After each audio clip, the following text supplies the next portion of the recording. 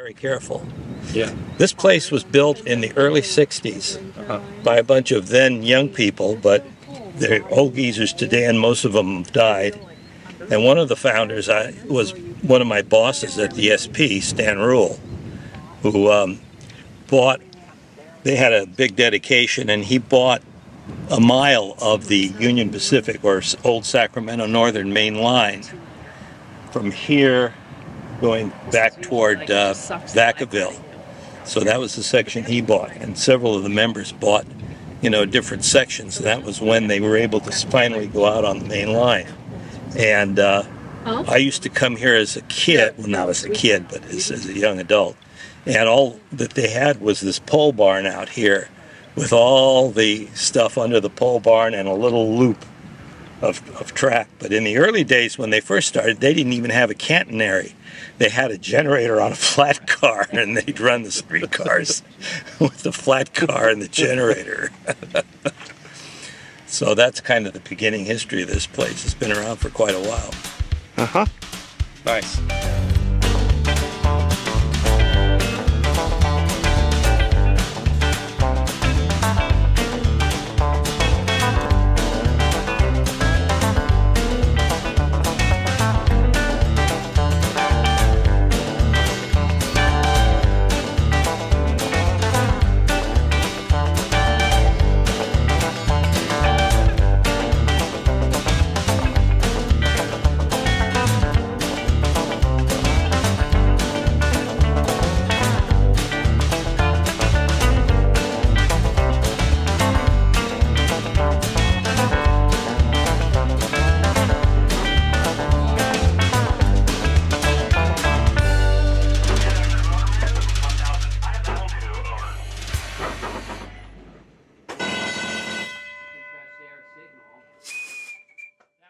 Hi, this is the first time you've been here. It is, and I'm really liking it. It's kind of connecting to my Nebraska roots out here.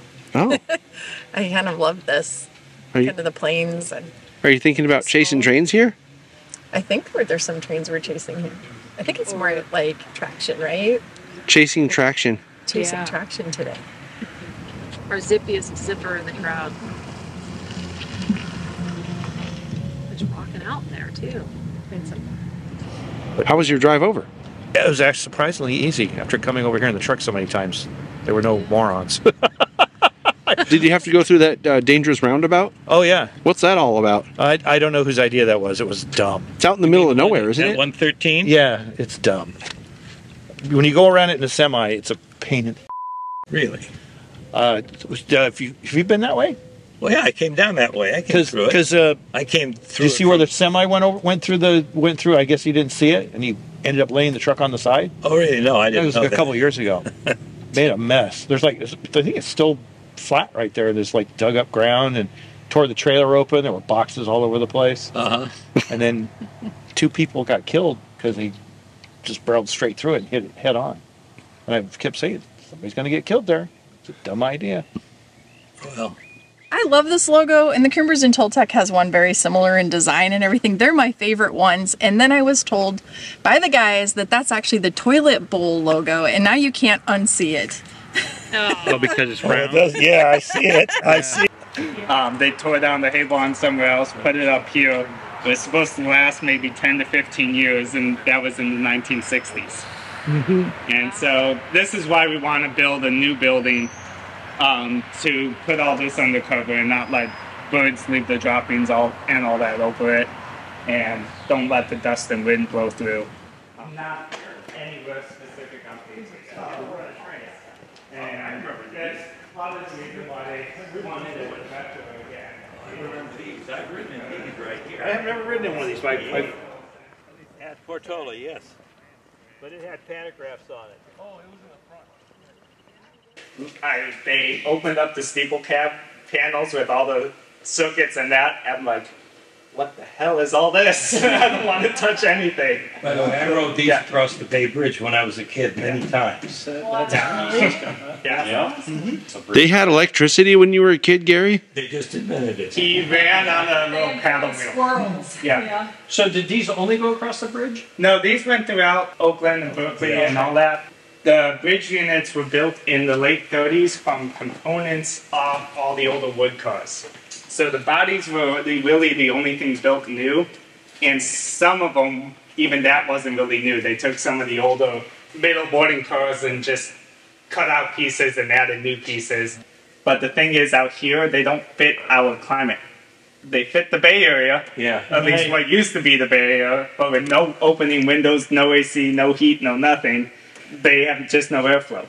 So they bought the U.S. Maritime Commission and the Key System that ran the line, bought those cars, started the Richmond Shipyard Railroad to build the Liberty ships during the war, and those cars were put back into service for till 1945 to carry all the shipyard workers. But there's the shipyards at least, and that's what you're looking at there.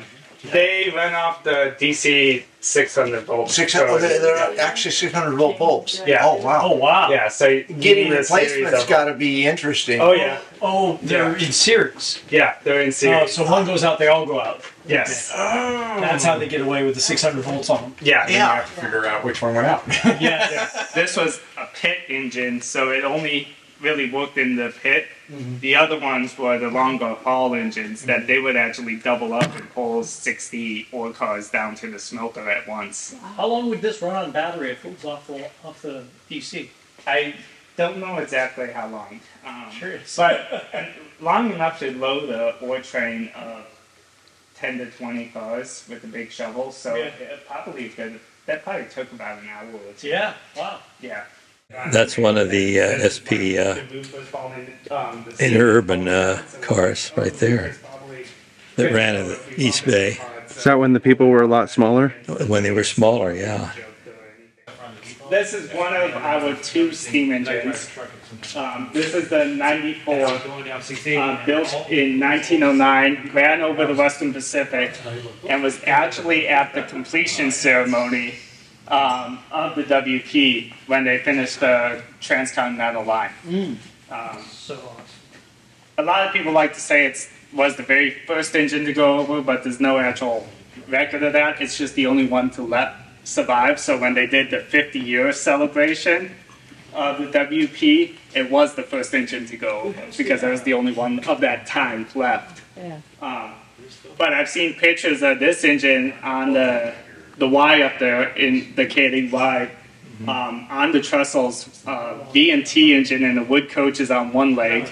Wow. I don't know which V&T engine. And this engine and the California Zephyr with the F units are head to head like the Golden Spike ceremony to celebrate it. I think it was a Genoa Okay. that was up there. Good to know. Yeah. And then they wired this engine, put it on the front of the Zephyr, and it pulled the Zephyr down into Oakland for the ceremony. And I have pictures of this sitting side by side in Oakland at the WP Depot. This was one of like 2 or 3 they still had, pretty much unchanged original. And he purchased this one directly from Pullman. And what they also did was stuffed the dishware they still had, stuffed any other cookingware. And so that's why the kitchen's specially locked. The member who bought it has the key to that. I don't even have the key to the kitchen. Right. And they've got all a bunch of stuff stored Yeah. there. And so it's pretty much the most complete Pullman car you can find, down to the carpets, the original carpets. So, All right. yeah. And that's all original China, right? And that's all original China. Not reproduction. Yeah. That is amazing. Yeah. Museum members wanted to preserve one of the 2 polo cars. There were 2 like this. So WP was like, yeah, go look which one you want. And whatever one you don't take, strip full of the furniture, and you can have the furniture out of the other one too. But this is all original WP. Wow. furniture Okay, and all that's that. cool. That's what I was wondering is why it's so many chairs. And Yeah, it was just a That's polo great. car, and this is the way the car was. I've ridden in both of these cars when they were on excursions. Like the WP parlor car was on the Truckee Limited. I think it was either 70 or 71. And they were running this car and that car behind the 94 back in the 80s, those pictures that I sent you. These were the cars that were up, that they were pulling with the 94. The F7 got stuck on the bridge. It might have. I don't know exactly. Got stuck on the bridge trying to get it in or out. Yeah. The museum, like 10 years ago, did a $300,000, $400,000 restoration on this car. Yeah, so that's the kind of stuff that happens. Yeah. And the mindset here was like, oh, the janitor.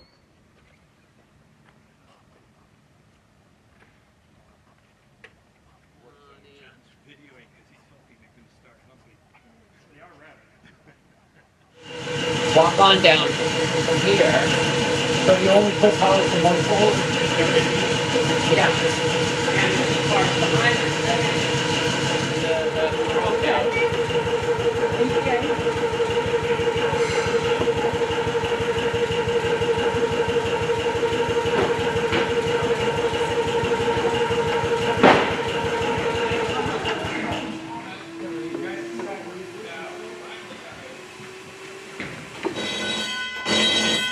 Standard interurban controls. Currently they are set up for the automatic air brake operation, like a modern train, somewhat modern. Somewhat modern. Somewhat modern.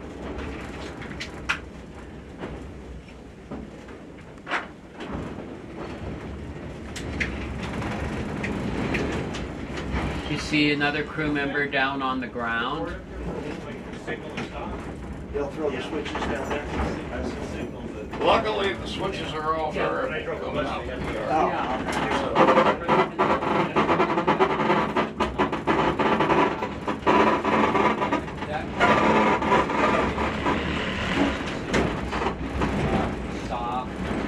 Stop at the next station, slow down, back up.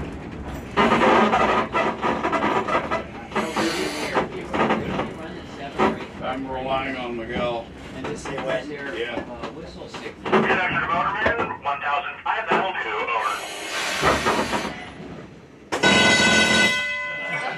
So, first off, when we're in motion, please remain seated. We have suicidal jackrabbits around here, and Roger's a kind old guy. He's an old sea captain, but he doesn't like to run over rabbits. They might come to a sudden stop, and we don't want anybody falling down. Because one, we don't want you to get hurt. Two, if you get hurt, you know that's more paperwork at the end of the day. So, please remain seated while we're underway. Second is windows. Have me do the windows, please, if you want it open or closed. That is our air conditioning system. We got the main blower open once we get going. Anyway, locomotive right over here is from Kennecott Copper. It's one of three that we have. That was the one in the Coban? Yeah.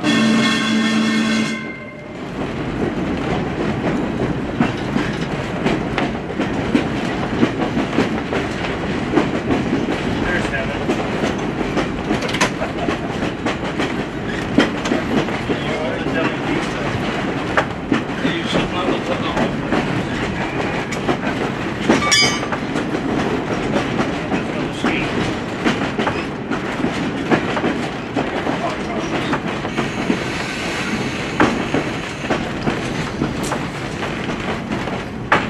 They found marks on there. Some of this rail goes back to EPD. Wow. And the WP ran full stuff on here. We're stopping here, as you guys probably have surmised. We're now going out on the main line. And our main line has not had signals on it since the 1950s, when they took the wire down. And we have no passing sighting on the 5 miles we're gone. Therefore, we don't want to meet a car coming the other direction. So we have to have a method of control. And after some hard thought, they came up with something very high-tech. The token. And to pass the stop sign, you need the token. Or like we did yesterday, the restriction token, which looks like a ping-pong bat paddle with an R on it. So, as you guys may know, token is one of the oldest methods of control in railroading back to the earliest days in the 1830s in Britain, when they realized not everybody could understand the timetable. And they came up with the idea, well, you need a token to run a certain set of tracks. You pick it up at one station, you drop it off at the other station, you pick up the next one, and there you make your way from Birmingham to London, or back again. Anyway, Now that we have the token, I will pass it off to Roger. Thank you, sir. And I will give him two on the train line.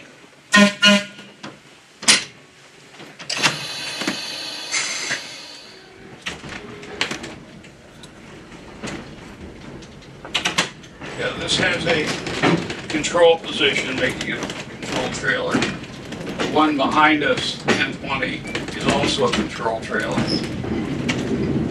A couple of years ago, I had a two-car train out, and I ended up running from there. We had everybody in the 10-5.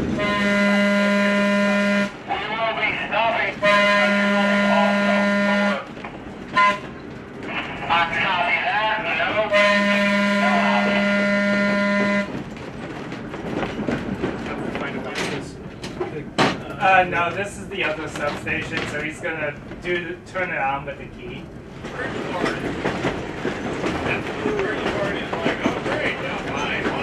Well, then the little thing happened to the control car where you might burn out in December 41. Yeah, he says because the gas rationing, we need more cars. He goes, hey, I got a deal for you.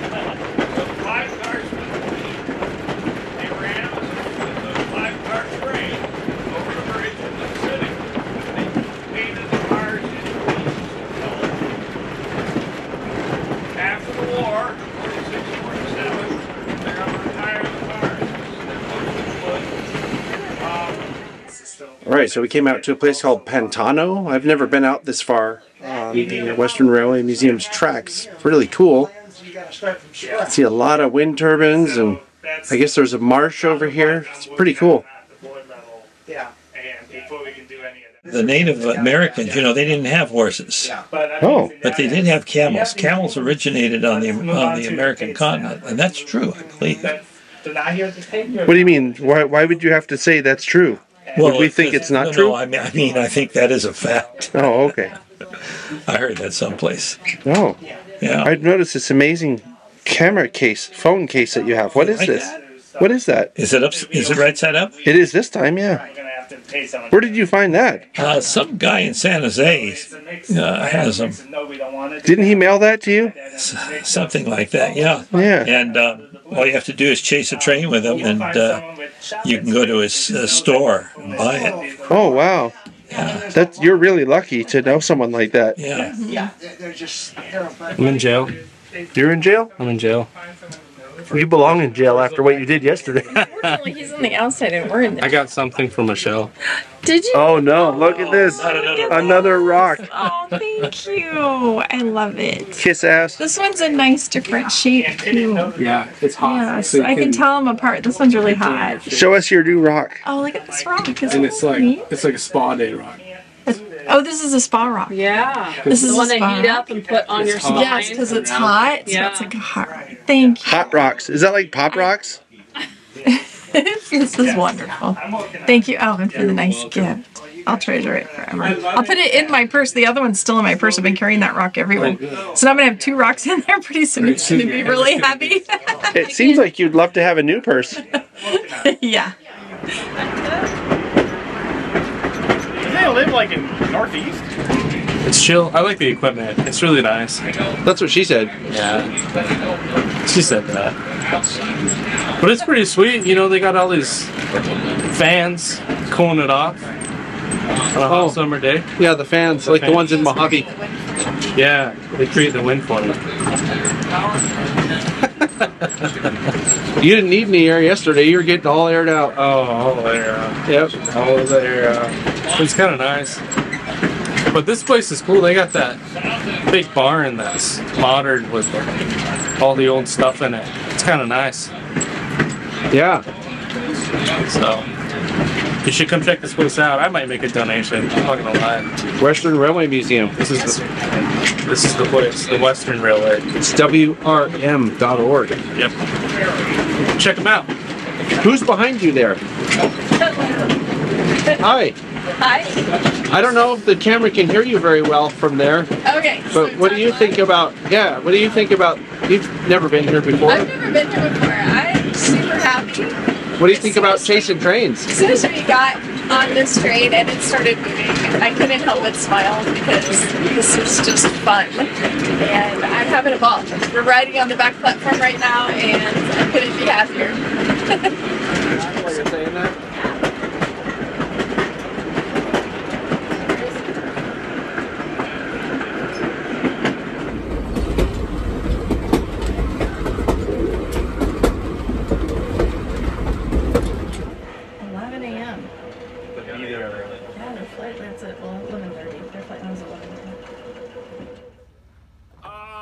Miguel doing one tour right now. He has 3 people. Thank you. If you want it,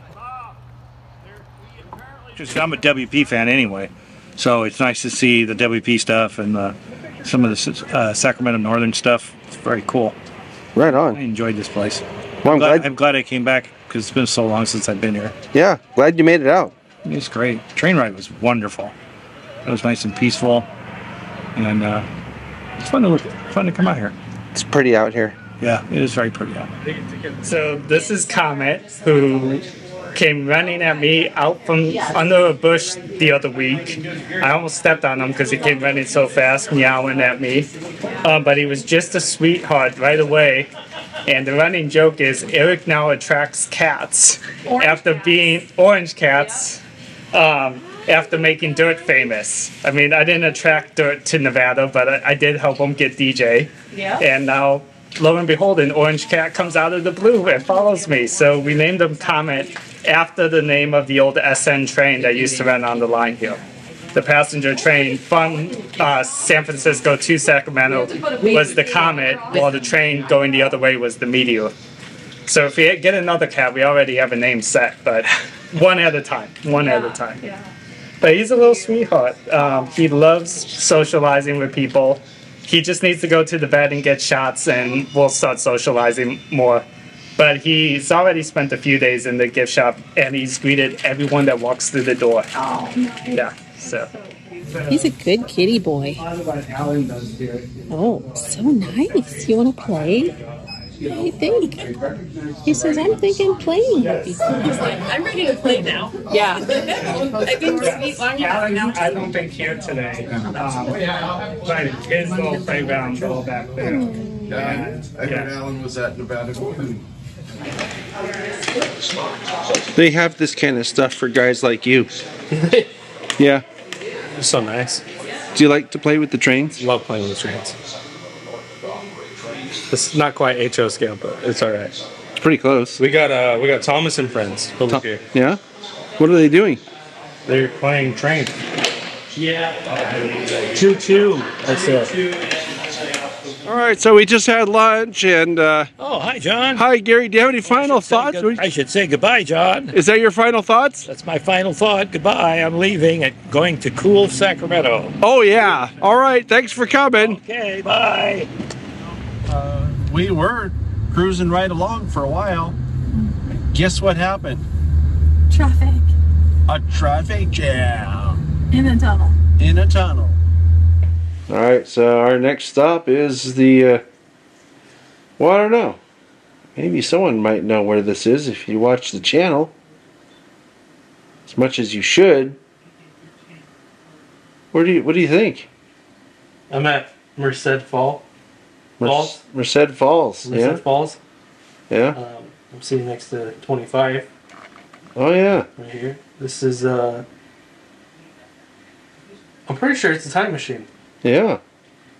What do you do with it? You travel time. It's the one and only of its kind. Yeah. See right here, you have this is the foot pedal. Uh-huh.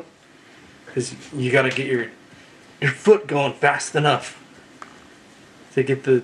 Did you get the thing going? Yeah. Yeah. And then this guy is you gotta, as you're doing your foot, you gotta do that with your hand. Does that make it go faster? Back and forth, yes sir. And then, I don't know if you can see this let's little see. gear piece right here. Maybe we can, the gear piece. Oh, Yeah, there's a gear piece, yeah. Right there's a gear piece and there's a lever. Uh-huh. So, you do this with your left hand, and you do the gear piece with your right hand. Uh-huh. And then your left foot You got the foot, so you're going like this. It's like a rowing machine. Yeah. You're tapping your foot. What do you do with your other leg? The other leg, you just gotta stand on it to hold your balance. Oh, I see. And depending on how fast you do all three of those, you just travel in time. Oh, I see. Yeah. That's how that works. And you gotta, your pressure gauges, and then, never mind what it says about locomotive or anything like that. They found it hanging out. Oh, I just saw something. What is it? This little lever up here. Uh-huh. What's that for? Oh, that's for the future. That's forward reverse. Oh, I thought that was for the toot-toot. No. Oh, okay. No, that's forward reverse. Because you can't, you gotta scream toot-toot, because your hands are so busy. And your foot. Oh, I see. Then you can't do the toot-toot on the thing. You have to just do it. You scream toot-toot in anger. Because you're so tired from doing all the... You're probably exhausted. Exhausted. Yeah. So your exhaust noise is toot-toot. I'm really glad that you're here to explain all these things. Yeah, if I wasn't here, you wouldn't know about the time machine. No, I would just look at it and, you know, be like, oh, that just looks like an engine back head. It's a time machine. You're it's a time machine. Wrong. Completely wrong. Yeah. Don't forget, we're at Merced Falls. Which we're talking about, equivalent to a $200 weekend, is if you were living in San Francisco, you take the ferry across the bay to Oakland, get on a Pullman, sleep overnight. Okay. The train would leave at 8:30 at night. You come down here, the Pullman would be switched off, added to the YV.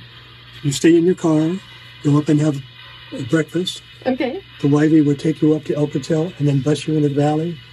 You'd be there Saturday morning at 9 up here, and then into the valley by 10:30. I'll take a ticket. That sounds And then great. on Sunday night, the train left here on Sunday night at 9, and you'd get on that train, sleep over, and you can go to work at 8 o'clock Sunday morning, Monday morning. Wow.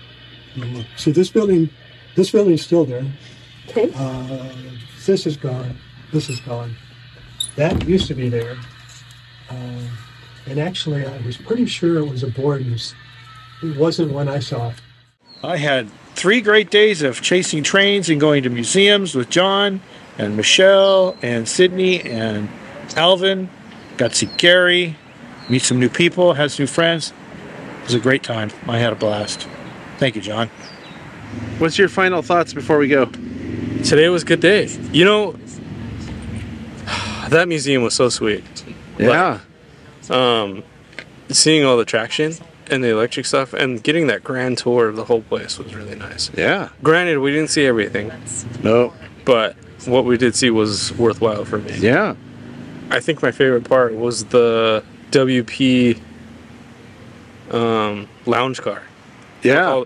I liked it because there's all kinds of different colored chairs in there. It's pretty nice. And then we got to ride on that train that it was, the walls would go like this.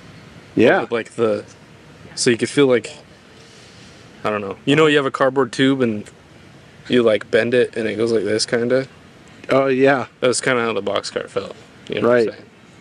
So, I don't know. Overall, it was that's a good day. Yeah. And then seeing Jack Burgess again was really nice. And then I got to hear Jackie's story about how she drove a diesel locomotive.